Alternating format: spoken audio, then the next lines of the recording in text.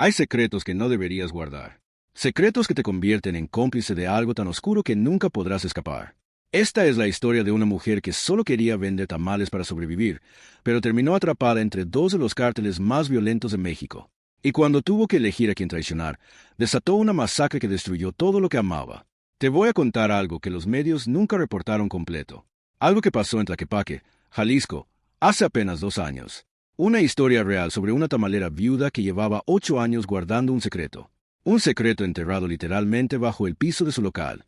El cartel de Sinaloa le pagaba 3,000 pesos al mes para que mantuviera su negocio abierto y nunca hiciera preguntas sobre el túnel clandestino que había debajo. Ella obedecía por miedo, por supervivencia, porque cuando tienes un hijo y 2 nietos pequeños, y hombres armados te dicen que saben dónde viven, no tienes muchas opciones.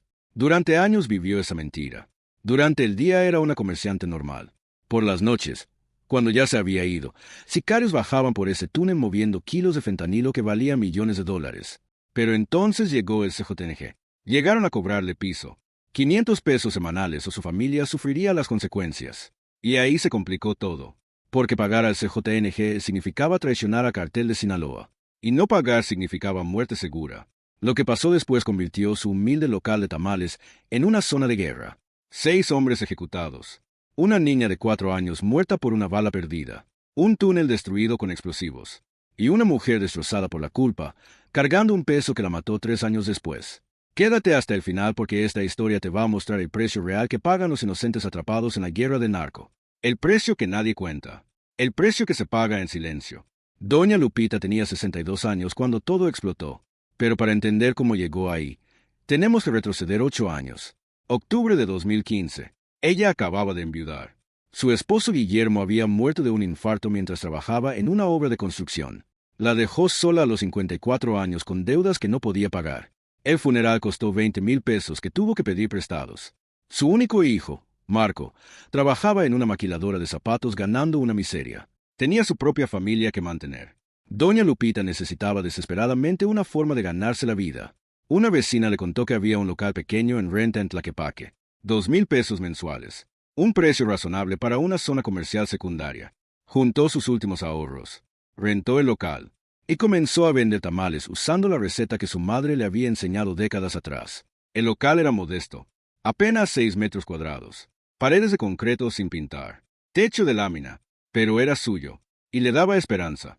Durante los primeros 6 meses el negocio funcionó bien. Se levantaba a las 4 de la mañana. Preparaba sus tamales. Vendía lo suficiente para pagar la renta, comprar comida y pagar poco a poco la deuda del funeral. Los clientes del barrio empezaron a conocerla. Era una mujer trabajadora, callada, que nunca se metía en problemas. Pero en abril de 2016, 3 hombres llegaron a su local una mañana temprano. Vestían ropa de civil, pero había algo en ellos que daba miedo. El que parecía el jefe era un hombre de unos 40 años, moreno, con cicatrices en las manos. Se presentó simplemente como Chuy. Doña, dijo con voz tranquila pero firme, necesitamos usar su local. Ella sintió que el estómago se le hacía nudo. No entendía de qué hablaban. Y entonces Chuy le explicó sin rodeos. Debajo de su local había un túnel que conectaba con una bodega a 200 metros de distancia. El túnel había sido construido meses atrás, antes de que ella rentara el local. Se usaba para mover mercancía especial. Doña Lupita no necesitaba preguntar qué tipo de mercancía. En Jalisco todos sabían lo que significaba eso. Drogas, narco, el cartel de Sinaloa. Usted no tiene que hacer nada, continuó Chuy. Solo mantener su negocio abierto como siempre. Vender sus tamales. Actuar normal. De vez en cuando, en las noches, van a venir algunos trabajadores a usar el túnel. Usted no los va a ver porque ya se habrá ido a su casa. Lo único que le pedimos es que nunca hable de esto con nadie. Ni con su familia, ni con la policía, ni con nadie. Doña Lupita quiso negarse. Quiso decir que no, que ese no era su problema, que ella solo quería vender tamales en paz. Pero entonces Chuy la miró con ojos fríos y agregó algo que le heló la sangre. Sabemos que tiene un hijo que se llama Marco. Sabemos dónde trabaja, dónde vive, que tiene 2 niños chiquitos. Sería una lástima que les pasara algo a esos niños por culpa de una abuela que no supo cooperar. Las piernas le temblaban. La amenaza era clara. No tenía opción. Aceptó. Chuy sonrió y le entregó un sobre con dinero. 3,000 pesos. A partir de ahora, le dijo, le vamos a depositar 3,000 pesos cada mes en su cuenta. Es para que viva tranquila y para agradecerle su cooperación. Usted solo siga vendiendo tamales y haciendo su vida normal. Nosotros nos encargamos del resto. Y así comenzó su pesadilla. Una pesadilla que duraría 8 años. Una pesadilla que la obligó a vivir una doble vida que la consumía por dentro. Durante el día era una tamalera común. Una viuda trabajadora que se ganaba la vida honestamente. Llegaba cada madrugada a su local. Preparaba sus tamales. Atendía a sus clientes. Barría su piso. Cerraba su puesto a las 2 de la tarde y se iba a su casa. Pero por las noches, cuando ella ya no estaba, hombres de cartel de Sinaloa llegaban al local. Movían las cajas que disimulaban la entrada del túnel en el piso y bajaban con sus cargamentos de droga. Cada mañana cuando llegaba al local, doña Lupita buscaba señales. Señales de que ellos habían estado ahí durante la noche. A veces todo estaba exactamente como lo había dejado. Pero otras veces había pequeñas diferencias que solo alguien que conocía cada centímetro del local podría notar. Una caja movida algunos centímetros. La alfombra vieja sobre la entrada del túnel ligeramente corrida. Un olor diferente en el aire. Olor a cigarros o a sudor o a algo químico que no podía identificar. Polvo en el piso que ella había barrido antes de irse. Cada vez que notaba estas señales sentía un escalofrío. Significaba que habían estado ahí. Que kilos de droga habían pasado por debajo del piso, donde ella preparaba comida cada día. Se obligaba a no pensar en ello. Se obligaba a ignorarlo. Agarraba su escoba y barría todo nuevamente, borrando cualquier evidencia, limpiando como se pudiera limpiar también su conciencia. Su rutina diaria se volvió mecánica, casi robótica, como si al repetir los mismos movimientos cada día pudiera olvidar la realidad de lo que pasaba en ese local cuando se ponía el sol. Se despertaba a las 3:30 de la mañana en su casa pequeña de 2 cuartos, 6 cuadras del local, una vivienda humilde de bloc, sin pintar con techo de asbesto. La casa se sentía enormemente vacía sin Guillermo. Cada mañana el ritual era idéntico. Se levantaba en la oscuridad completa, todavía cansada porque nunca dormía bien.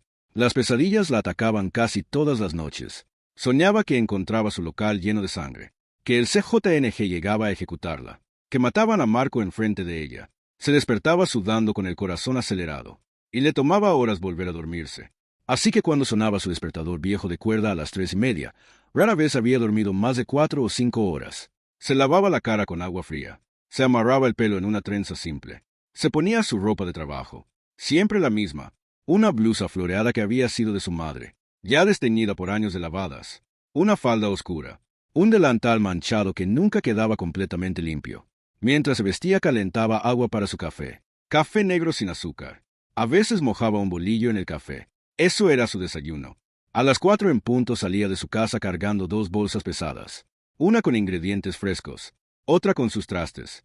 La caminata de 6 cuadras en la oscuridad absoluta era la parte del día que más la aterrorizaba. Tlaquepaque ya no era seguro de noche. Había mucha violencia, mucho crimen. Las calles estaban vacías a esa hora, solo iluminadas por algunos focos de luz amarillenta que parpadeaban. Muchas cuadras estaban completamente oscuras porque habían robado los cables de luz. Caminaba rápido, mirando constantemente hacia los lados y hacia atrás. Cada sombra podía ser un peligro. Cada vez que escuchaba un carro acercándose, se le aceleraba el corazón.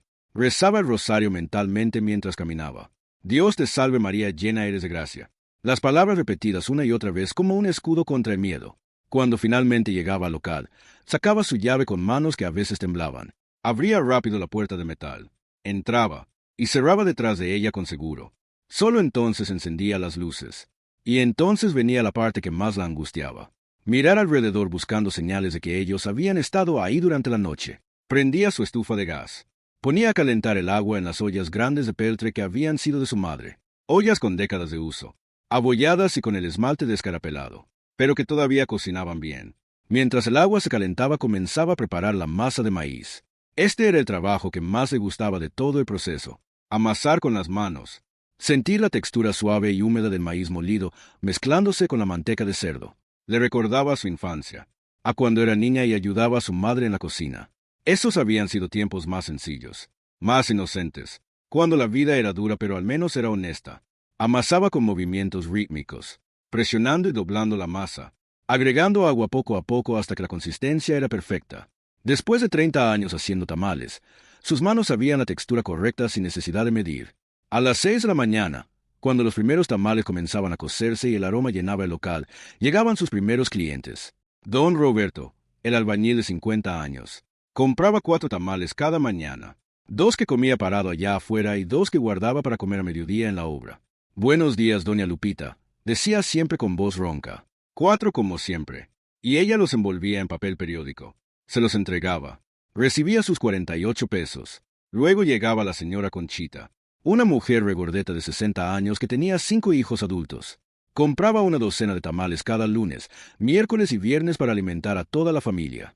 Siempre se quejaba de lo caro que estaba todo, de que el dinero no alcanzaba. Doña Lupita escuchaba pacientemente. Asentía. Decía las palabras correctas de simpatía, aunque sus propios problemas eran mucho peores. Estudiantes de una secundaria cercana llegaban a las 7 corriendo. Trabajadores de construcción que paraban camino a sus obras. Amas de casa que compraban para el desayuno familiar. Un flujo constante de clientes entre las 6 de la mañana y las 11. Gente normal viviendo vidas normales, sin saber que compraban tamales en un local que escondía uno de los secretos más peligrosos de Tlaquepaque. Durante esas horas de venta, doña Lupita podía casi olvidar el secreto que cargaba. Casi podía convencerse de que era solo una tamalera normal, viviendo una vida normal. Hacía conversación ligera con los clientes sobre el clima, sobre las noticias que escuchaba en la radio, sobre los chismes del barrio. Sonreía, agradecía, hacía cambio, envolvía tamales. Por fuera parecía una mujer normal. Pero entonces, en un momento de silencio entre clientes, su mirada caía sobre el rincón del local, donde estaban las cajas de refresco vacías y la alfombra vieja. Sabía lo que había debajo. Sabía que a pocos metros bajo sus pies había un túnel por donde pasaban drogas que destruirían vidas. Y la realidad la golpeaba nuevamente como un puñetazo en el estómago. Al mediodía las ventas se hacían más lentas. A la 1 de la tarde casi no llegaba nadie. Doña Lupita aprovechaba ese tiempo para limpiar. Lavaba sus ollas. Las tallaba con fibra hasta que brillaban. Limpiaba su estufa, su mesa. Barría el piso con cuidado. Siempre barría alrededor de las cajas y la alfombra, pero nunca las movía. Nunca miraba directamente la entrada del túnel. Era como un acuerdo tácito consigo misma. Si no lo veía directamente podía fingir que no existía.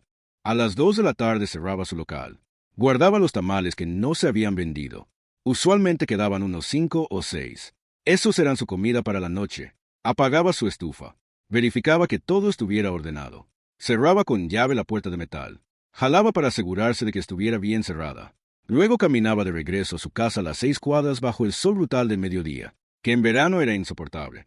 Las tardes las pasaba en su casa haciendo las labores necesarias para el día siguiente. Lavaba su ropa a mano en el patio. Preparaba el pollo para mañana, cocinándolo con cebolla y ajo. Limpiaba las hojas de maíz que usaría. Cenaba algo simple. Los tamales sobrantes recalentados, o frijoles con tortillas, o un huevo con arroz. Comía sola mirando al vacío. Veía un rato la televisión vieja que solo agarraba 3 canales borrosos. Las noticias siempre deprimentes. Balaceras, ejecutados, desaparecidos. A las 9 se acostaba porque tenía que levantarse a las 3:30, pero no dormía. Se quedaba despierta mirando el techo agrietado de su cuarto, escuchando los ruidos de la noche, perros ladrando, carros pasando, a veces balazos a lo lejos, sirenas de patrullas o ambulancias. El barrio nunca estaba completamente silencioso. Pensaba en Guillermo, en cómo su vida había sido cuando vivía. No había sido perfecta. Él tomaba de vez en cuando y cuando tomaba se ponía de mal humor. Pero al menos no estaba sola. Al menos no cargaba secretos terribles. Los domingos eran diferentes. Esos eran los únicos días que no abría su local. En las mañanas iba a misa en la iglesia del barrio, la iglesia de San Miguel Arcángel. Se sentaba en la misma banca de siempre, tercera fila del lado derecho. Escuchaba la misa distraída, de pie cuando tocaba estar de pie, sentada cuando tocaba sentarse, rezando las respuestas automáticas que se sabía de memoria. Después de la misa se confesaba con el padre Miguel, un sacerdote de 60 años. Entraba al confesionario oscuro, se arrodillaba. Padre pecado, comenzaba, y confesaba pecados pequeños, mentiras, envidia, malos pensamientos, pero nunca la verdad completa. Nunca decía que ayudaba al cartel de Sinaloa a mover drogas. Nunca decía que recibía dinero manchado de sangre cada mes. El padre Miguel le daba la absolución, 3 avemarías, y que Dios la perdonaba. Ella salía del confesionario sintiéndose peor porque sabía que era una farsa. No había confesión real. No había perdón real. Solo mentiras sobre mentiras. Doña Lupita nunca vio directamente lo que hacían. Nunca preguntó. Nunca habló de ello con nadie. Ni siquiera con su hijo Marco. Cada mes, puntual como reloj, aparecían 3,000 pesos depositados en su cuenta bancaria. Ese dinero extra le permitió pagar sus deudas, vivir con un poco más de dignidad. ayudar a Marco cuando sus nietos necesitaban útiles escolares o medicinas. No era una fortuna, pero hacía la diferencia entre sobrevivir y vivir con algo de tranquilidad. Durante el día, cuando preparaba sus tamales, a veces miraba el piso de concreto agrietado y pensaba en lo que había debajo. Sabía que estaba participando en algo malo. Sabía que las drogas que pasaban por ese túnel iban a destruir vidas. Iban a matar gente con sobredosis. Iban a arruinar familias. Eso la atormentaba en las noches cuando no podía dormir. Pero luego pensaba en Kevin y Jimena, sus nietos. En Marco trabajando 12 horas al día. En que sin esos 3,000 pesos extras quizás no podrían comer bien. Se convencía a sí misma de que no tenía opción. De que era víctima de las circunstancias. De que Dios la perdonaría por hacer lo necesario para proteger a su familia. Pero la situación en Tlaquepaque estaba cambiando. Y ella no lo sabía todavía. Pero ese cambio la iba a destruir. Entre 2015 y 2023 hubo una transformación brutal en el control territorial de la zona. Para entender lo que pasó, hay que entender primero la historia de estos dos cárteles, y cómo Jalisco se convirtió en un campo de batalla. Tlaquepaque y gran parte de Jalisco habían sido territorio tradicional del cartel de Sinaloa durante décadas. Desde los años 80 y 90, cuando el negocio de las drogas en México todavía se manejaba con cierta discreción, el cartel de Sinaloa había establecido rutas, contactos y estructuras en Jalisco. Guadalajara, la capital del estado, había sido cuna de uno de los cárteles más poderosos de la historia. El cártel de Guadalajara, liderado por Miguel Ángel Félix Gallardo en los 80. Cuando ese cártel se fragmentó después del arresto de Félix Gallardo, el cartel de Sinaloa heredó mucha de esa infraestructura. Para los años 2000, el cartel de Sinaloa, liderado entonces por Joaquín El Chapo Guzmán e Ismael El Mayo Zambada, controlaba cómodamente Jalisco.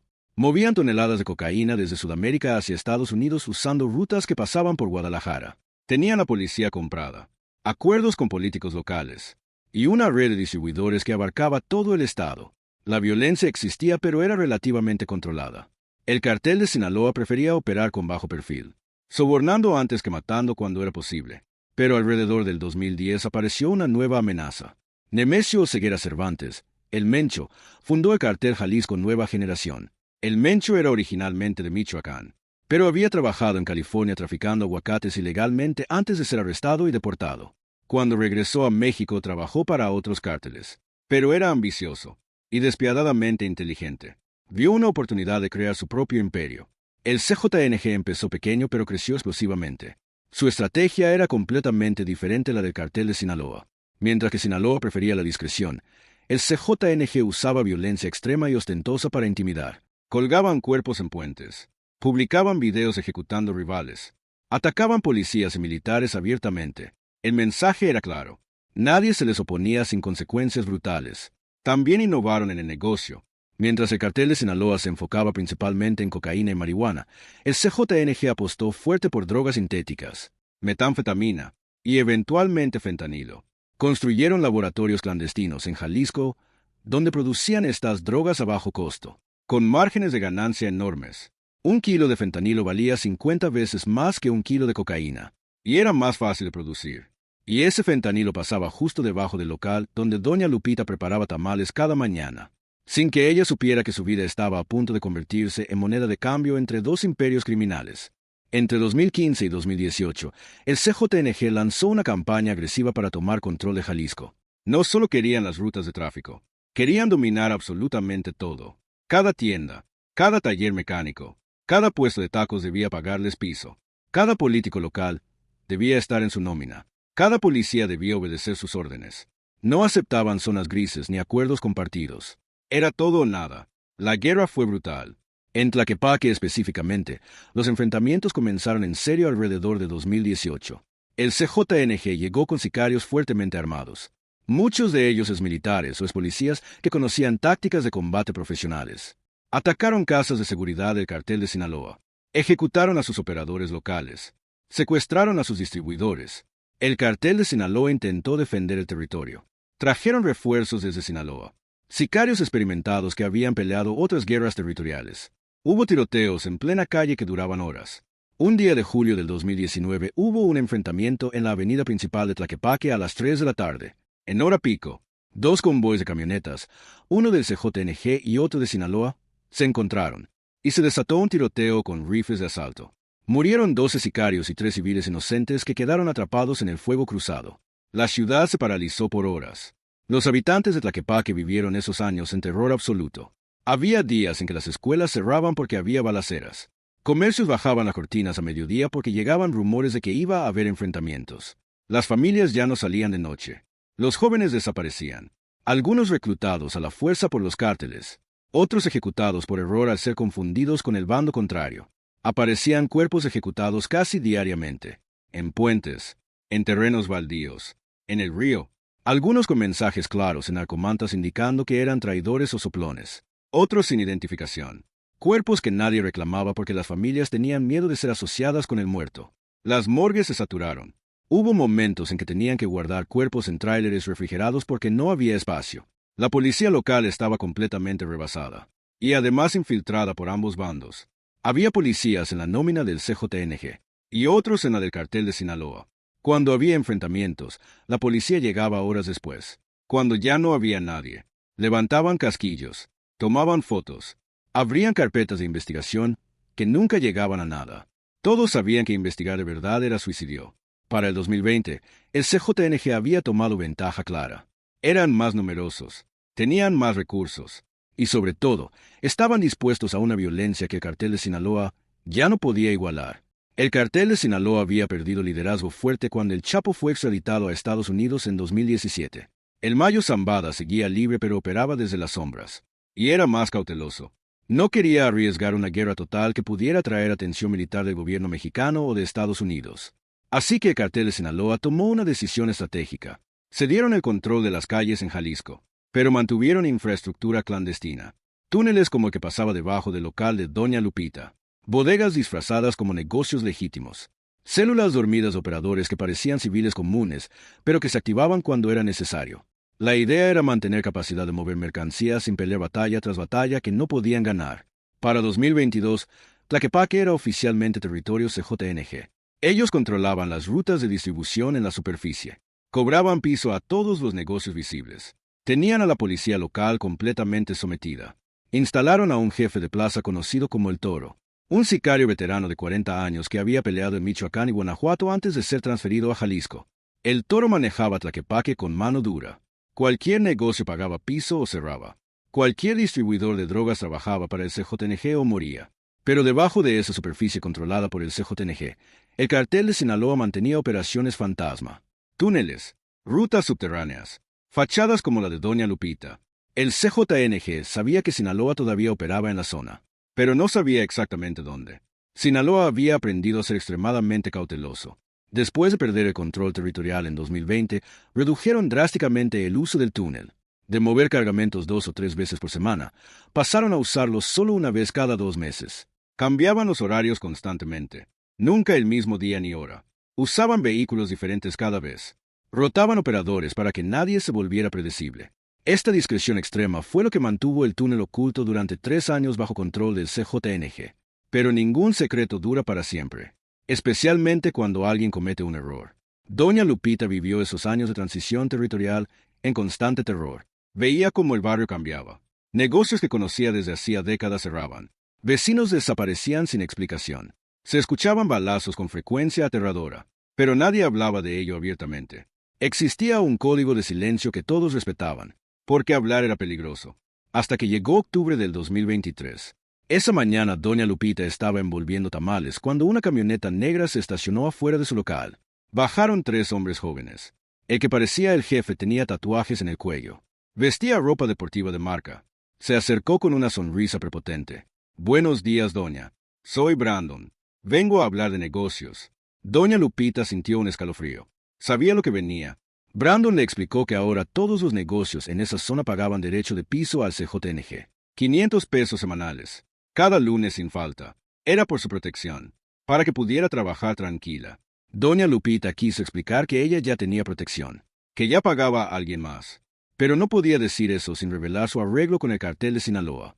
«No tengo ese dinero, joven», dijo con voz temblorosa. «Apenas gano para comer». Brandon dejó de sonreír.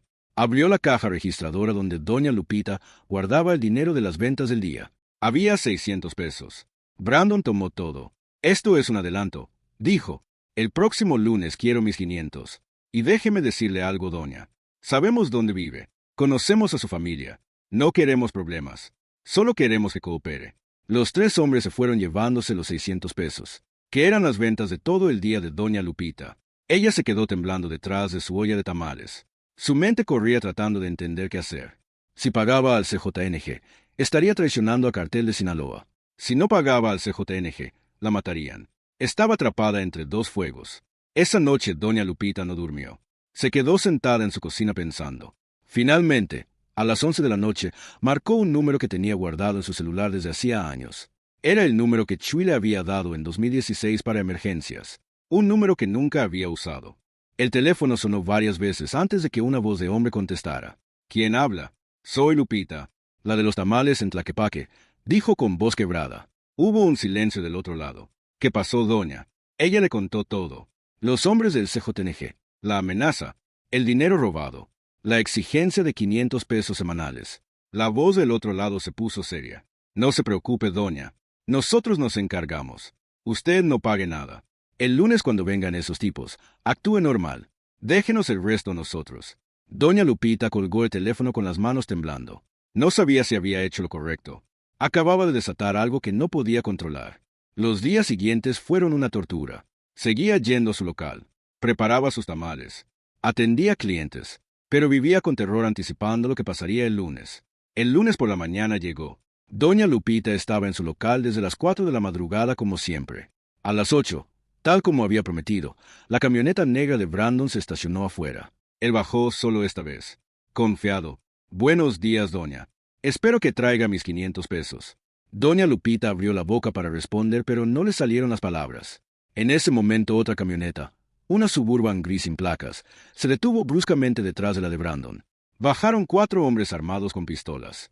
Brandon volteó y su expresión cambió de confianza a terror en un segundo. Los 4 sicarios del cartel de Sinaloa lo rodearon en segundos. No gritaron, no hicieron escándalo. Uno de ellos, un tipo de unos 35 años con barba, le puso la pistola en la sien a Brandon. Súbete a la camioneta. Ahora. Brandon miró alrededor desesperado buscando ayuda, pero no había nadie. Sus 2 compañeros sicarios se habían quedado en otra zona. Estaba solo. Subió a la Suburban temblando. Doña Lupita vio todo desde su local, paralizada de miedo. Los hombres del cartel de Sinaloa metieron a Brandon a la camioneta y arrancaron a toda velocidad. La camioneta negra de Brandon se quedó abandonada en la calle. Todo había durado menos de 2 minutos. Los pocos clientes que estaban en la calle caminaron rápido en dirección contraria. Nadie quería ser testigo. Durante 3 días no pasó nada. Doña Lupita seguía vendiendo tamales con el corazón en la garganta, esperando que en cualquier momento llegara una venganza del CJNG. Cada vez que veía una camioneta acercarse, sentía que le daba un infarto. Pero los días pasaban y nada. El jueves por la mañana, los noticieros locales reportaron el hallazgo de un cuerpo en un terreno baldío en las afueras de Tlaquepaque. Un hombre joven con tatuajes en el cuello, ejecutado de un tiro en la cabeza. Lo habían torturado antes de matarlo. Junto al cuerpo había una narcomantas con un mensaje simple. Esto les pasa a los que cobran en territorio ajeno. No respetamos cobradores lacras que extorsionan gente inocente. Firmado con las iniciales que todos reconocían como del cartel de Sinaloa. Doña Lupita vio las noticias en la televisión de su casa y sintió que le faltaba el aire. Brandon estaba muerto. Había matado a un cobrador del CJNG por intentar extorsionarla. Ella había causado eso. Ella había hecho la llamada que resultó en esa ejecución. Se arrodilló frente a su imagen de la Virgen de Guadalupe y lloró pidiendo perdón. Pero la historia no terminó ahí. El cartel Jalisco Nueva Generación no era de los que dejaban pasar las cosas. La ejecución de Brandon fue vista como una declaración de guerra. El jefe de plaza del CJNG en Tlaquepaque era el Toro. Cuando se enteró de que el cartel de Sinaloa había ejecutado a uno de sus cobradores, se enfureció. El Toro ordenó una investigación. Sus hombres empezaron a preguntar en el barrio, a presionar a comerciantes, a buscar información sobre qué había pasado exactamente. Alguien eventualmente habló. Un vendedor de tacos que estaba cerca ese lunes por la mañana les contó que había visto como unos tipos en una Suburban gris habían secuestrado a Brandon afuera del local de la tamalera. El Toro empezó a sospechar, porque el cartel de Sinaloa protegería a una simple tamalera. No tenía sentido, a menos que esa tamalera fuera importante para ellos de alguna forma. Ordenó vigilancia del local de Doña Lupita. Durante una semana, sicarios del CJNG observaron desde edificios cercanos. Notaron algo extraño.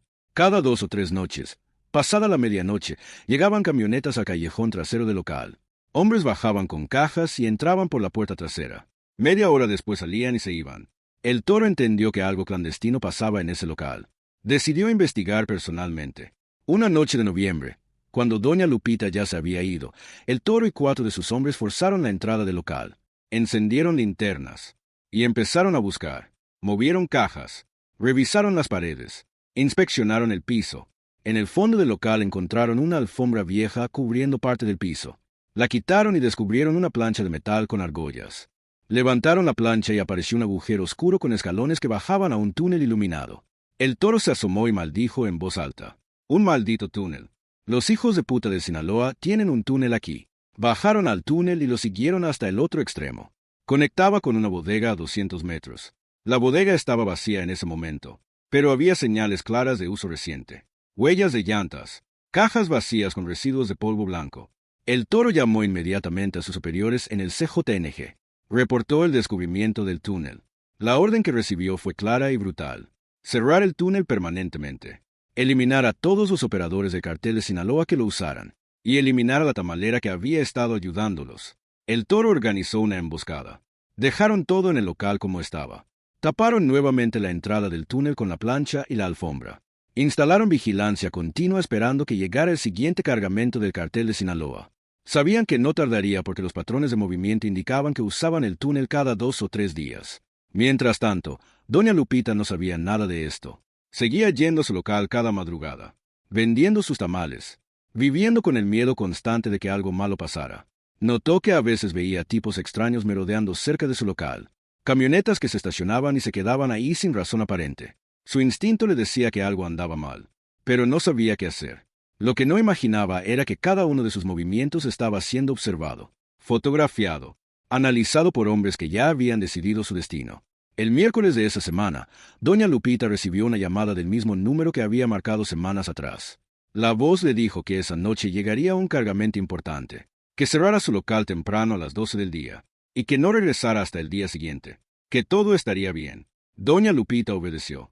Cerró a mediodía, se fue a su casa, y pasó la tarde rezando el rosario, pidiéndole a la Virgen que la pesadilla terminara pronto.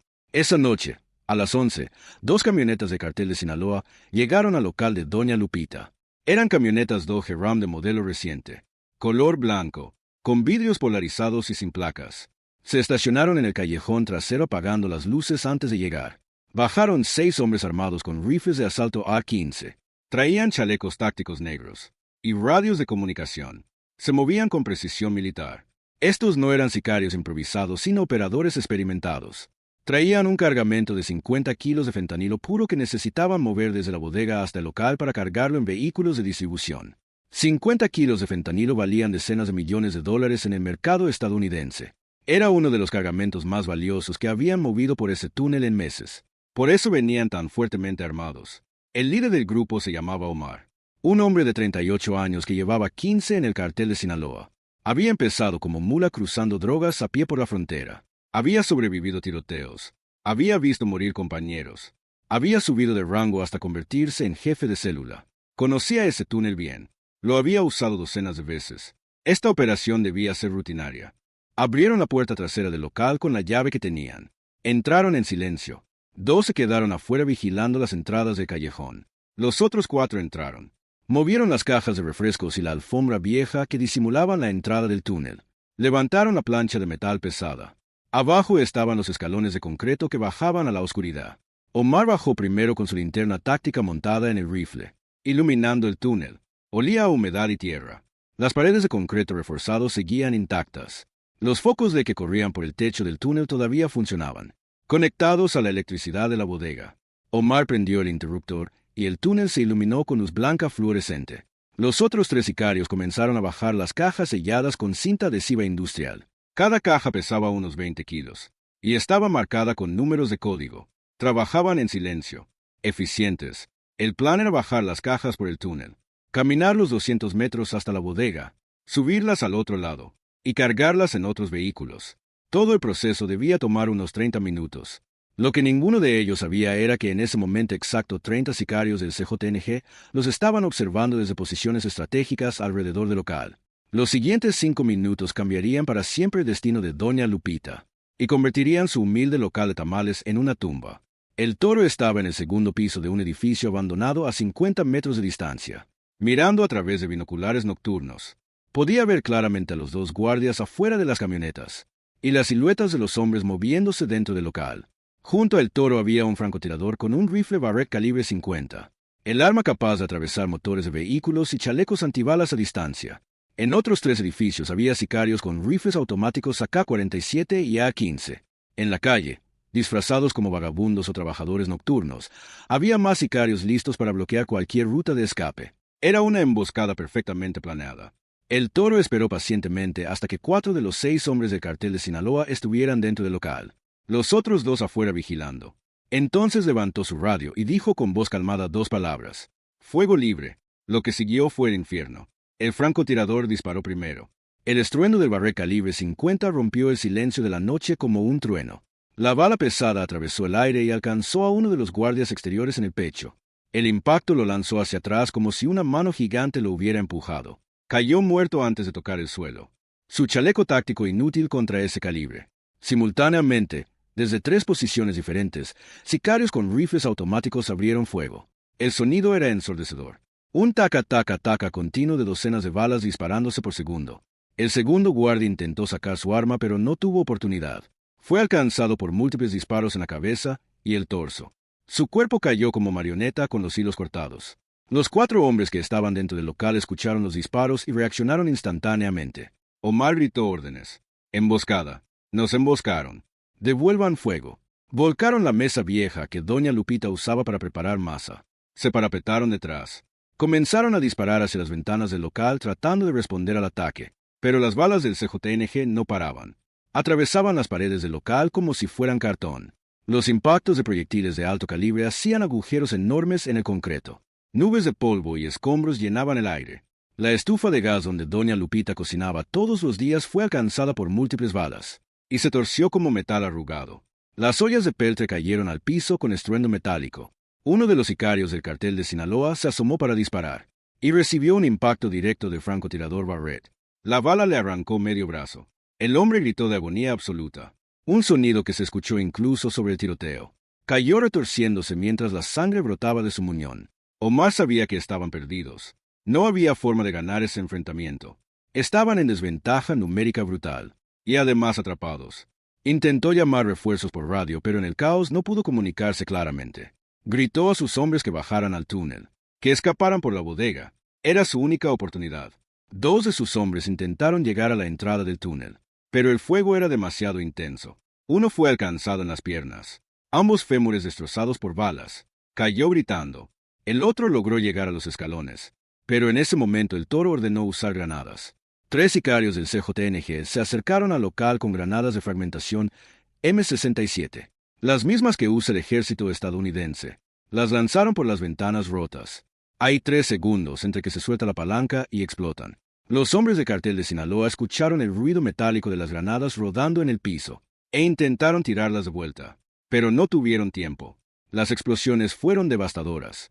Bolas de fuego naranja iluminaron el interior del local, seguidas de ondas expansivas que hicieron temblar el edificio. La metralla de las granadas es letal en un radio de 5 metros. Los fragmentos de metal supercaliente atraviesan carne y hueso como cuchillos. Los gritos fueron horribles y breves. Cuando el humo comenzó a aclararse, el silencio era absoluto, excepto por el crujido del fuego que había comenzado. Los 6 hombres del cartel de Sinaloa estaban muertos. Sus cuerpos destrozados yacían en posiciones grotescas entre escombros y sangre. Pero la tragedia apenas comenzaba. A 10 metros de distancia, una familia dormía sin saber que una de esas balas perdidas estaba a punto de robarles lo que más amaban. Las balas no respetan fronteras. Durante el tiroteo, docenas de proyectiles atravesaron no solo el local, sino también las paredes de las casas vecinas. Una de esas balas perdidas entró a la casa que estaba exactamente detrás del local, apenas a 10 metros de distancia. En esa casa vivía la familia Ramírez. Jorge Ramírez trabajaba de vigilante nocturno. Su esposa Mónica era empleada doméstica, y tenían una hija de 4 años llamada Sofía. Esa noche Jorge estaba en su turno de trabajo. Mónica y Sofía estaban solas en casa. Cuando empezaron los disparos, Mónica abrazó a su hija, y se tiraron al piso en la sala aterradas. Una bala calibre 50 del rifle Barrett atravesó la pared exterior del local de tamales. Siguió su trayectoria letal, y entró a la casa de los Ramírez. Atravesó la pared de la sala donde Mónica y Sofía estaban tiradas en el piso. Por un milagro no alcanzó a Mónica, pero la bala continuó hacia el cuarto donde Sofía dormía normalmente, y atravesó la cama donde habría estado si no hubiera corrido con su mamá. Sin embargo, uno de los fragmentos de metralla de las granadas siguió una trayectoria diferente. Atravesó una ventana del local, rebotó en algo, y cambió de dirección entrando a la casa de los Ramírez por la cocina. Mónica escuchó un sonido como de piedra pegando en metal, y luego un grito de Sofía. La niña había sido alcanzada por un fragmento de metralla en el pecho. El pedazo de metal caliente del tamaño de una moneda penetró entre sus costillas y perforó su pulmón y corazón. Mónica vio a su hija sangrar y comenzó a gritar con un sonido que no parecía humano. Corrió con Sofía en brazos hacia la puerta, pero afuera seguían los disparos. Estaba atrapada. Los sicarios del CJNG, entrenados para enfrentamientos urbanos, terminaron su trabajo metódicamente. Entraron al local verificando que todos los rivales estuvieran muertos. A los que aún respiraban les dieron tiros de gracia en la cabeza. Incautaron las cajas de fentanilo, 50 kilos que ahora pertenecían al CJNG, un tesoro de millones que justificaba la operación. Cargaron el fentanilo en sus camionetas. Luego rociaron gasolina sobre las camionetas del cartel de Sinaloa y las prendieron fuego. Las llamas se elevaron varios metros iluminando la noche. Las llantas explotaban por el calor con sonidos como disparos adicionales. Finalmente, el Toro ordenó sellar el túnel para siempre. Un sicario especialista en demoliciones bajó al túnel con cargas de C4. Colocó explosivos en 4 puntos estratégicos calculados para colapsar toda la estructura. Programó detonadores de 30 segundos. Subió corriendo, y todos se alejaron. La explosión subterránea fue masiva. El suelo en un radio de 2 cuadras tembló como un pequeño terremoto. Ventanas de casas cercanas se rompieron por la vibración. El túnel colapsó completamente en múltiples puntos. Toneladas de tierra y concreto se derrumbaron llenando el espacio. Quedó completamente inutilizable para siempre. Pero la destrucción no había terminado. El fuego en las camionetas se había extendido al local de Doña Lupita. Las paredes de concreto no ardían, pero todo lo demás sí. Las cajas de cartón, la madera de la mesa y el banco, las cortinas viejas, la alfombra que cubría el túnel. Las llamas consumían 30 años de trabajo de Doña Lupita. El fuego quemó hasta las cenizas las ollas de peltre de su madre. Derritió los trastes de plástico. Carbonizó la cuchara de madera con la que preparaba la masa cada mañana. La imagen de la Virgen de Guadalupe que colgaba en la pared cayó entre las llamas. El marco se retorció. El vidrio explotó por el calor. Todo lo que Doña Lupita amaba de ese lugar desapareció en humo negro. Los bomberos llegaron 40 minutos después, cuando el fuego ya había consumido casi todo. La policía llegó aún más tarde. Acordonaron el área. Tomaron fotos de los cuerpos destrozados. Levantaron casquillos. Había cientos de casquillos de bala en el piso. Evidencia del volumen de fuego intercambiado. Fue un policía joven el primero en escuchar los gritos desde la casa de los Ramírez. Corrió hacia allá y encontró una escena que lo perseguiría el resto de su vida. A Mónica en el piso sosteniendo el cuerpo de Sofía, meciendo a su hija muerta mientras lloraba desconsoladamente. La niña tenía los ojos abiertos, congelados en expresión de sorpresa. Había muerto instantáneamente cuando la metralla atravesó su corazón. El policía llamó a los paramédicos, pero ya no había nada que hacer. Certificaron la muerte de Sofía ahí mismo. La fotografiaron. Una madre abrazando a su hija muerta mientras las llamas del local de tamales iluminaban la ventana detrás de ella. Esa imagen se filtró a los medios y se volvió viral. El rostro de Mónica Ramírez, destruido por el dolor, se convirtió en símbolo de las víctimas inocentes de la guerra del narco. A la mañana siguiente, cuando Doña Lupita se atrevió a regresar, encontró una escena apocalíptica. Su local era solo escombros humeantes. Las paredes estaban derrumbadas. No quedaba nada. Los cuerpos ya habían sido levantados por las autoridades, pero las manchas de sangre seguían en el pavimento. La policía había acordonado el área. Los medios reportaban el enfrentamiento como un ajuste de cuentas entre cárteles. Pero lo que destrozó completamente a Doña Lupita fue enterarse de la niña, la pequeña de 4 años que murió por una bala perdida. Una inocente que no tenía absolutamente nada que ver con narcotráfico, con cárteles, con túneles. Una niña que estaba dormida en su cama y nunca despertó porque una guerra que ella no pidió llegó a su casa. Doña Lupita se arrodilló en la banqueta afuera de lo que había sido su local. Y lloró. Lloró por la niña muerta. Lloró por su negocio destruido. Lloró por los 8 años viviendo con miedo. Lloró por las decisiones que había tomado para proteger a su familia, pero que resultaron en la muerte de una inocente. Se sentía responsable. Si ella nunca hubiera aceptado el dinero del cartel de Sinaloa, si hubiera tenido el valor de negarse desde el principio, tal vez esa niña seguiría viva. Los días siguientes fueron los más oscuros de su vida. Marco llegó corriendo cuando se enteró de lo que había pasado.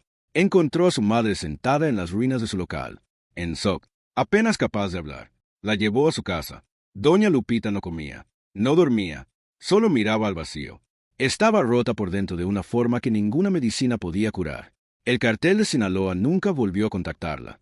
Los depósitos mensuales de 3,000 pesos se detuvieron. Ella ya no era útil para ellos. Habían perdido su túnel, y probablemente ya estaban construyendo infraestructura en otro lugar, con otra persona a quien obligar a cooperar. El CJNG tampoco volvió a molestarla. El local destruido y el mensaje habían sido suficientes. Todos en Tlaquepaque entendieron que esa zona ahora era 100% territorio CJNG, y que cualquier rastro del cartel de Sinaloa sería eliminado sin piedad. Marco, viendo el estado de su madre, tomó una decisión difícil. Juntó sus ahorros. Habló con su esposa Claudia, y decidieron mudarse de Jalisco. Consiguió un trabajo en una maquiladora en Monterrey que pagaba un poco más. No era mucho, pero era un nuevo comienzo. Lejos de Tlaquepaque, lejos de los recuerdos, lejos de los cárteles. Le dijo a su madre que se fueran juntos, que empezaran de nuevo. Doña Lupita aceptó porque ya no tenía nada que la atara a Tlaquepaque. Su local estaba destruido. Sus ahorros se habían ido en la mudanza de Marco. Y cada vez que cerraba los ojos veía a esa niña de 4 años muerta en su cama. Se mudaron a Monterrey en diciembre del 2023. Rentaron una casa pequeña de 2 cuartos donde vivían todos juntos. Marco y Claudia en un cuarto, los niños en otro, y Doña Lupita en un colchón en la sala. Era apretado, pero estaban juntos, y estaban vivos. Doña Lupita nunca volvió a vender tamales. La sola idea de pararse frente a una estufa, de oler el maíz cocinándose, le traía recuerdos que la destruían por dentro. Pasaba sus días ayudando con las tareas de la casa, cuidando a sus nietos Kevin y Jimena, tratando de parecer normal por ellos. Pero las noches eran su infierno personal. Casi todas las noches se despertaba gritando, soñando con balazos, con sangre, con el llanto de la madre que encontró a su hija muerta.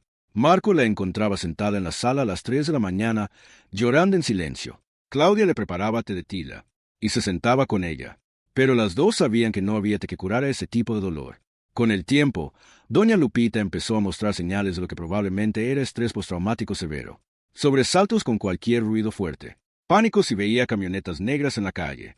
Pesadillas constantes. Marco intentó llevarla con un psicólogo, pero ella se negaba. Decía que no estaba loca, que solo necesitaba tiempo. Abrieron la puerta trasera del local con la llave que tenían. Entraron en silencio. 2 se quedaron afuera vigilando las entradas del callejón. Los otros 4 entraron. Movieron las cajas de refrescos y la alfombra vieja que disimulaban la entrada del túnel. Levantaron la plancha de metal pesada. Abajo estaban los escalones de concreto que bajaban a la oscuridad. Omar bajó primero con su linterna táctica montada en el rifle, iluminando el túnel. Olía a humedad y tierra. Las paredes de concreto reforzado seguían intactas. Los focos de que corrían por el techo del túnel todavía funcionaban, conectados a la electricidad de la bodega. Omar prendió el interruptor y el túnel se iluminó con luz blanca fluorescente.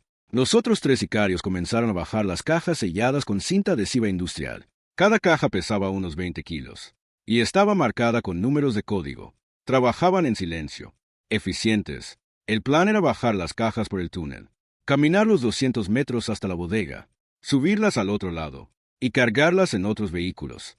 Todo el proceso debía tomar unos 30 minutos. Lo que ninguno de ellos sabía era que en ese momento exacto 30 sicarios del CJNG los estaban observando desde posiciones estratégicas alrededor del local. Los siguientes 5 minutos cambiarían para siempre el destino de Doña Lupita y convertirían su humilde local de tamales en una tumba. El Toro estaba en el segundo piso de un edificio abandonado a 50 metros de distancia, mirando a través de binoculares nocturnos. Podía ver claramente a los 2 guardias afuera de las camionetas y las siluetas de los hombres moviéndose dentro del local. Junto al Toro había un francotirador con un rifle Barrett calibre 50, el arma capaz de atravesar motores de vehículos y chalecos antibalas a distancia. En otros 3 edificios había sicarios con rifles automáticos AK-47 y A-15. En la calle, disfrazados como vagabundos o trabajadores nocturnos, había más sicarios listos para bloquear cualquier ruta de escape. Era una emboscada perfectamente planeada. El Toro esperó pacientemente hasta que 4 de los 6 hombres del cartel de Sinaloa estuvieran dentro del local, los otros 2 afuera vigilando. Entonces levantó su radio y dijo con voz calmada 2 palabras: fuego libre. Lo que siguió fue el infierno. El francotirador disparó primero. El estruendo del barril calibre 50 rompió el silencio de la noche como un trueno.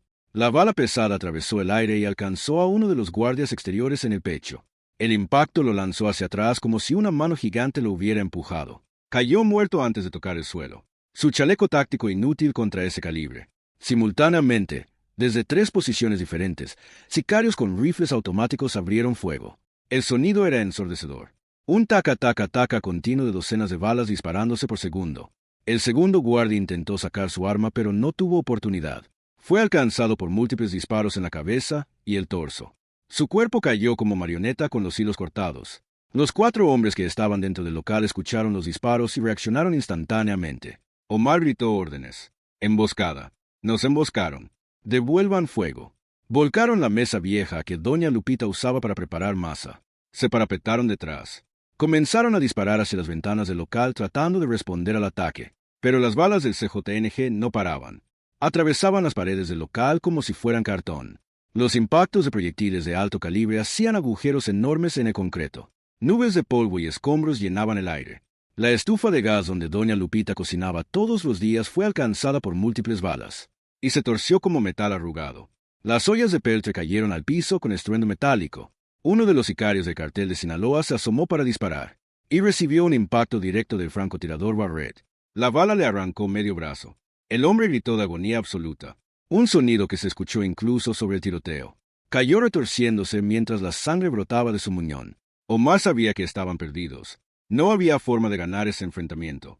Estaban en desventaja numérica brutal, y además atrapados. Intentó llamar refuerzos por radio, pero en el caos no pudo comunicarse claramente. Gritó a sus hombres que bajaran al túnel, que escaparan por la bodega. Era su única oportunidad. 2 de sus hombres intentaron llegar a la entrada del túnel, pero el fuego era demasiado intenso. Uno fue alcanzado en las piernas, ambos fémures destrozados por balas. Cayó gritando. El otro logró llegar a los escalones, pero en ese momento el toro ordenó usar granadas. 3 sicarios del CJNG se acercaron al local con granadas de fragmentación M67, las mismas que usa el ejército estadounidense. Las lanzaron por las ventanas rotas. Hay 3 segundos entre que se suelta la palanca y explotan. Los hombres del cartel de Sinaloa escucharon el ruido metálico de las granadas rodando en el piso, e intentaron tirarlas de vuelta. Pero no tuvieron tiempo. Las explosiones fueron devastadoras. Bolas de fuego naranja iluminaron el interior del local, seguidas de ondas expansivas que hicieron temblar el edificio. La metralla de las granadas es letal en un radio de 5 metros. Los fragmentos de metal supercaliente atraviesan carne y hueso como cuchillos. Los gritos fueron horribles y breves. Cuando el humo comenzó a aclararse, el silencio era absoluto, excepto por el crujido del fuego que había comenzado. Los 6 hombres del cartel de Sinaloa estaban muertos. Sus cuerpos destrozados yacían en posiciones grotescas entre escombros y sangre, pero la tragedia apenas comenzaba. A 10 metros de distancia, una familia dormía, y una de esas balas perdidas estaba a punto de robarles lo que más amaban. Durante el tiroteo, docenas de proyectiles atravesaron no solo el local, sino también las paredes de las casas vecinas. Una bala calibre 50 del rifle Barrett entró a la casa que estaba detrás del local. En esa casa vivía la familia Ramírez. Mónica y su hija Sofía de 4 años estaban solas. Cuando empezaron los disparos se tiraron al piso aterradas. Un fragmento de metralla de las granadas atravesó una ventana, rebotó, y entró a la casa por la cocina. El pedazo de metal caliente penetró el pecho de Sofía, perforando su corazón. Mónica vio a su hija sangrar, y comenzó a gritar. Corrió con Sofía en brazos, pero afuera seguían los disparos. Estaba atrapada. La niña murió en sus brazos. Los sicarios del CJNG terminaron su trabajo. Incautaron el fentanilo, quemaron las camionetas del cartel de Sinaloa y sellaron el túnel con explosivos. La explosión subterránea hizo temblar 2 cuadras. El fuego consumió el local de doña Lupita. 30 años de trabajo convertidos en cenizas.